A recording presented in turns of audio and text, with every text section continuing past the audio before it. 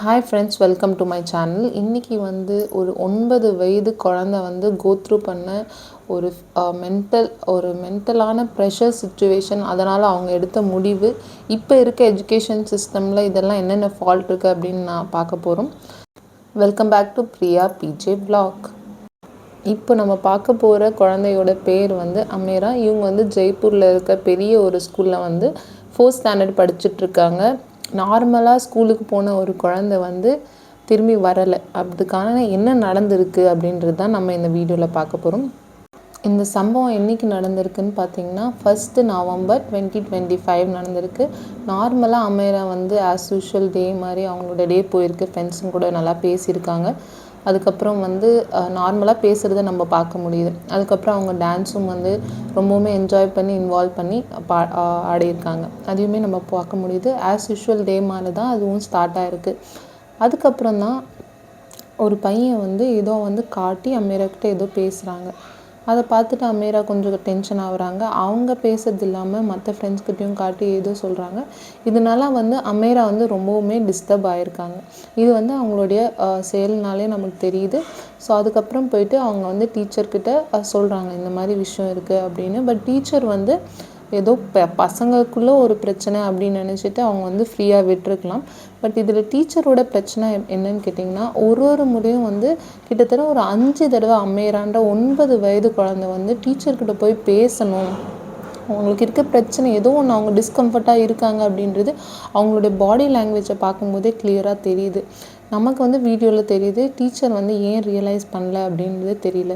So அன்றைக்கி நடந்தது என்னன்னு பார்த்தா, ஃபர்ஸ்ட் டைம் ஒரு டிஜிட்டல் ஸ்லேட் மாதிரி இருக்குது. அதில் அந்த பையன் ஏதோ ஒன்று காட்டுறான். அதுக்கப்புறம் அமேரா 9 வயது குழந்தை அதனால் ஏதோ டென்ஷன் ஆகுது. அதுக்கப்புறம் மற்ற பசங்கக்கிட்டையும் காட்டுறாங்க. அதுக்கப்புறம் அமேரா டீச்சர்கிட்ட போயிட்டு எக்ஸ்பிளைனும் பண்ணுறாங்க.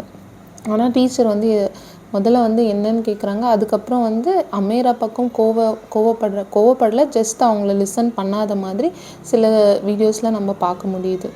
அந்த பையன் அந்த டிஜிட்டல் ஸ்க்ரீனில் காட்டின அந்த ஒரு விஷயம் எஃபெக்ட் ஆகிருக்கு. ஸோ மறுபடியும் 2வது தடவையும் அந்த பையன் காட்டியிருக்கான். இதனால் அமேரா ரொம்பவுமே டென்ஷன் ஆகிருக்காங்க.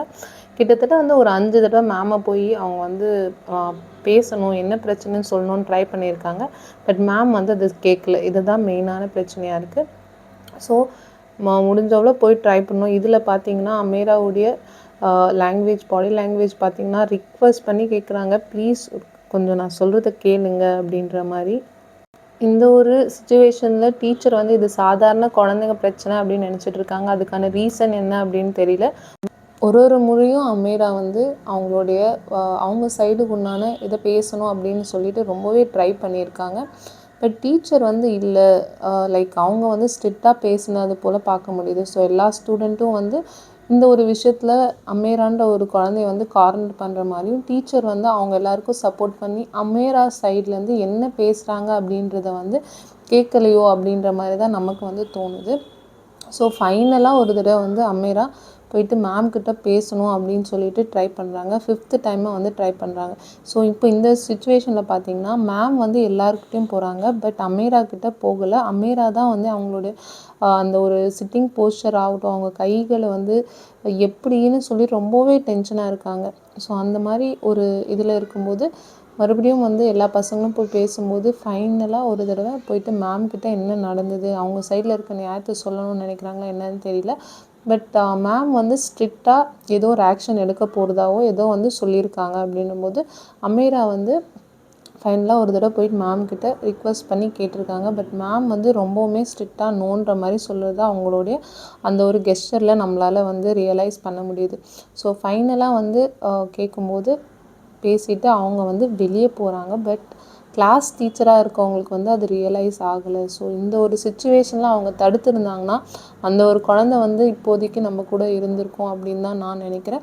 இதில் மெயினாக விஷயம் நம்ம பார்க்க வேண்டியது என்னன்னு கேட்டிங்கன்னா, ஒரு குழந்தை ஏதோ ஒன்று காட்டுது, பட் மற்ற குழந்தைங்களும் அந்த குழந்தை கூட சேர்ந்துட்டு ஒரு பொண்ணை கார்னர் பண்ணி ஏதோ கிண்டல் செய்கிறாங்களோ ஏதோ அந்த மாதிரி செய்கிறது நம்மளால் இதில் ரியலைஸ் பண்ண முடியுது. முதல்ல ரேகிங் அப்படின்றது காலேஜில் நடக்கும் அப்படின்னு தான் நம்ம நினச்சிட்டு இருந்தோம். இப்போ பார்த்திங்கன்னா 9 years old கேர்ள் 4th ஸ்டாண்டர்டில் கார்னர் செய்யப்பட்டிருக்கு. இது அதுவும் இந்த ப்ரெசன்ஸ் ஆஃப் டீச்சர் அப்படின்றபோது ரொம்பவுமே கஷ்டமாக இருக்குது. ஸ்கூலை பொறுத்த வரைக்கும் டீச்சர்ஸ் தான் வந்து குழந்தையோடைய அப்பா அம்மா அப்படின்ற அந்த ஒரு பொசிஷன்லேருந்து பார்த்துக்கணும். ஸோ ஈவன் தான் அந்த குழந்தை ட்ரை பண்ணியுமே டீச்சர் வந்து லிசன் பண்ணல, ஃபஸ்ட்டு ப்ராப்ளம். இன்னொரு ப்ராப்ளம், ஒரு குழந்தை வந்து வெளியே போயிட்டுருக்காங்க அப்படின்னும் போது அவங்க வந்து பார்க்கல. ஓகே, போயிட்டு வந்து இந்த ஒரு விஷயம் அவங்களுக்கு தெரிய வந்திருக்கிறதே மற்ற குழந்தைங்க சொல்லும்போது தான். ஸோ வெளியே போன குழந்தை வந்து ஃபஸ்ட்டு கிரவுண்ட் ஃப்ளோர்லேருந்து செகண்ட் ஃப்ளோர் போயிருக்காங்க. செகண்ட் ஃப்ளோர் போயிட்டு அவங்களுடைய அந்த ஆன்சைட்டி பார்க்க முடியுது. ஒரு பயத்தில் இருக்காங்க. என்ன நினச்சாங்க அப்படின்னு தெரியல. அதுக்கப்புறம் அவங்க மூச்சு வாங்குறது, ஏதோ தப்பாக பண்ண போகிறோன்னு அந்த குழந்தைக்கு ரியலைஸ் ஆகிருக்கு. பட் வேறு ஆப்ஷன் இல்லை அப்படின்ற மாதிரி அவங்க வந்து 4th ஃப்ளோருக்கு போகிறது நம்மளால் பார்க்க முடியுது. அவங்க வந்து வரும்போது நிறைய பேர் வந்து பெரியவங்க க்ராஸ் பண்ணி போகிறாங்க. இருந்தாலும் வந்து ஜஸ்ட் நார்மலாக குழந்தை போகுது அப்படின்னு தான் நினச்சிட்ருக்காங்க. யாருமே கவனிக்கல.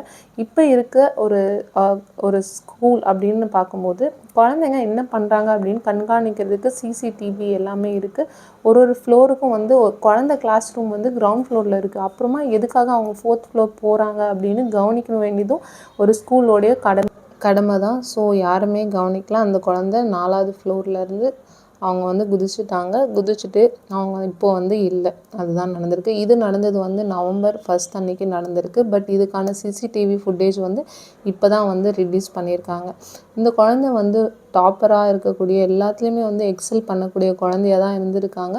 ப்ரில்லியன்ட் ஸ்டூடெண்ட்டாக இருந்திருக்காங்க. ஒரு ப்ரில்லியன்ட் ஸ்டூடெண்ட்டாலே சில விஷயத்த வந்து ஹேண்டில் பண்ண முடியாது. ஏன்னா ஏஜ் வந்து ஒரு 9 இயர் ஓல்டு குழந்தைக்கு வந்து எப்படி அதுக்கு ரியாக்ட் பண்ணுறது அப்படின்னு தெரியல. ஸோ கண்டிப்பாக ஸ்கூலில் வந்து சின்ன பிள்ளைங்க இருக்காங்க அப்படின்னா அவங்களோட என்ன பண்ணுறாங்க அப்படின்றது டீச்சர் வந்து ஒரு வேளை கண்காணிச்சிருந்தாங்கன்னா, அதே போல் ஸ்கூலில் கண்காணிச்சிருந்தால் இந்த ஒரு விஷயம் வந்து நடக்காமல் தடுத்துருக்கலாம். இந்த ஒரு இன்சிடெண்ட்டில் நம்ம எல்லோரும் தெரிஞ்சுக்கக்கூடிய ஒரே விஷயம், ஒரு குழந்தை சொல்ல வந்ததை 5 தடவை சொல்ல வந்தாங்க. அதை வந்து ஒரே ஒரு தடவை அவங்க கேட்டிருந்தாலும் அந்த குழந்தை இப்போ வந்து நம்ம கூட இருந்திருப்பாங்க.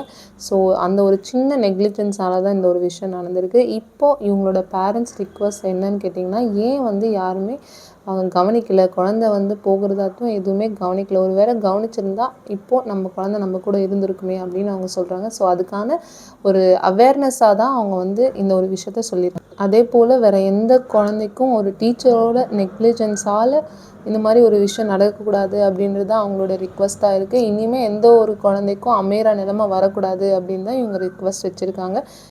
இது ஜெய்ப்பூரில் நடந்த ஒரு இன்சிடெண்ட். இப்போ பெங்களூர்லையுமே இதே போல் ஒரு இன்சிடெண்ட் நடந்திருக்கு.